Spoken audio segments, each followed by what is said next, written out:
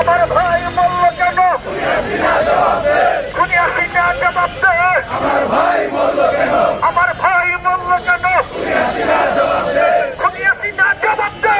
আমার ভাই মল্ল কেন? হই হই রই রই আওয়ামী লীগ গেলি কই? হই হই রই রই হই হই রই রাস্তাটা তারেক রহমান বীরের দেশে ফিরে বাংলাদেশে বাতাস পেতে থাকে লড়াই লড়াই লড়াই চাই বাঁচতে হলে লড়তে হবে এই লড়াইয়ে জিতবে কারা যুগে যুগে জিতবে কারা ভবিষ্যতে জিতবে কারা দিয়ে দিবে রক্ত এবার নেব রক্ত রক্তের বন্যা দেখে যাবে অন্যায়